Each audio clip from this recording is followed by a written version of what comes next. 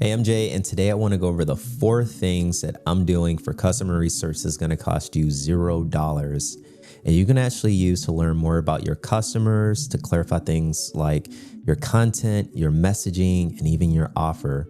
And I want to say that this isn't the only way of doing things, but I just want to share with you what's worked for me and my clients as I approach customer research for new offers. Before we start, I think it's important to mention that I don't mind using paid products. I have paid for and used customer research tools, and I love them.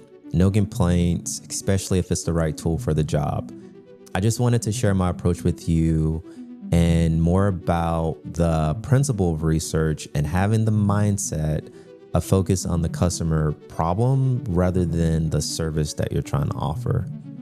And I'm going to say that there's really 2 types of research that I do, and you're going to pick up on this. And one's going to be digital research, whereas the other is field research. The first thing I like to do is to start with digital research. Here I like to use Google Trends and Answer the Public for this type of digital research. Answer the Public does have a free version as of the making of this video. These platforms are going to give me an idea of what customers are typing into search engines, and I'm going to have a snapshot of their questions, concerns, and even intent. And while doing this, I like to draw a upside down triangle and place 2 lines in it. And I'll make a illustration here.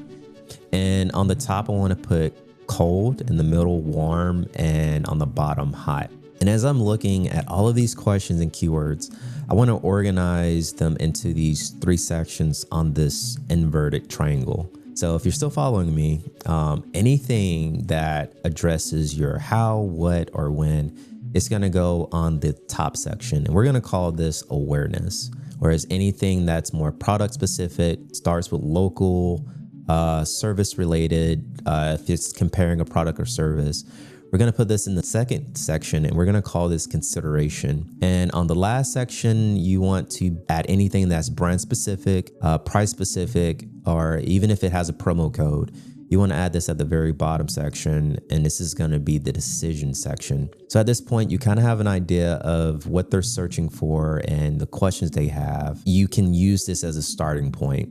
Technically, you're working out your SEO, but also a little bit on your content side. Easiest thing to do is to address the questions that are being asked the most. So the next thing I like to do for research is to show up to events. I show up to events where my ideal customers are likely to hang out, and it be something like an industry meetup. I've done challenges, conferences, and local gatherings. And to let you know, when I first started this, it wasn't easy. I'm super introverted, but to give you my secret, it is the book, The Mom Test. This has been my secret to helping me get through. It's helped me to create really good questions. And when I show up to events, I'm likely to be more prepared and talkative. And because I have a plan, like I'm just not showing up to hang out. I want to learn more about their problems. And I don't think that's a bad thing. I think there is a level of being genuine that is super important. So it's not about selling. And I think this is one of the most beneficial things that I've learned is to approach these conversations as a learner and not a salesman. When I show up to these events, I am on a mission to hear out their struggles, to validate pain points that I've kind of researched in the past, and to document all of the real unmet needs without jumping into a pitch. So resisting the urge to pitch what I do, that is the biggest challenge. And I'll share the 5 questions that I've learned from the Mom Test has really helped me out so that when I'm preparing to go to an event, I feel well equipped. And I only use these questions if the person starts talking about their problems.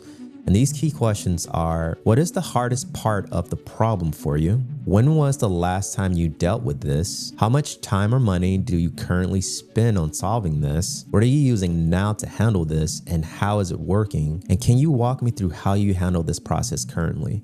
Now, these questions don't have to be in a specific order, and you can reword them to match how you actually talk, which is preferable. But notice that each question is open-ended. It's a specific question.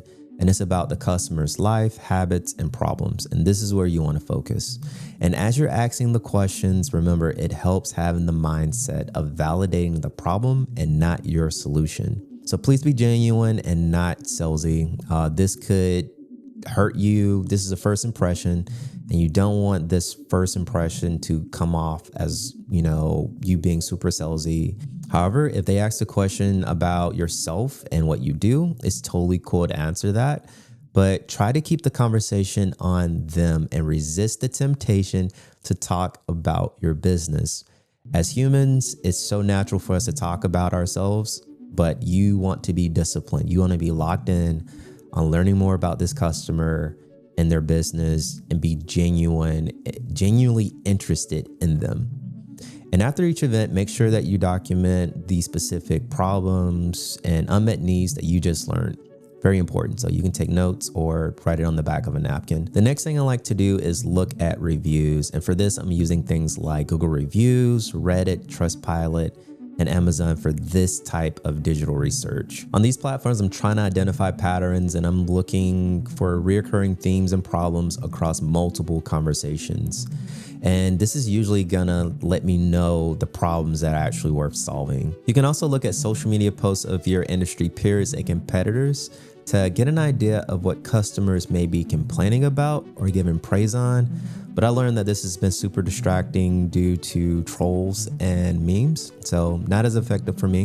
But if you go in super focused, you'll be okay. But if you want me to create a video specifically on how I use these 4 tools, all you have to do is comment reviews below and hit the like button, and I'll make a video that goes into this in more detail.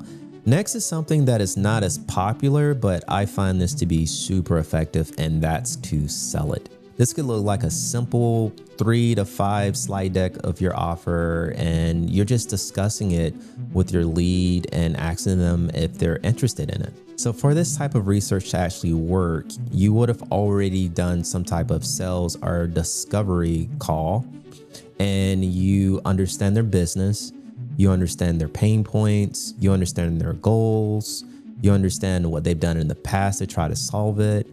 You understand their desired end state. You understand all of these things. You are really good at asking questions about them and where they're trying to go. And so you've developed an offer to help bridge that gap.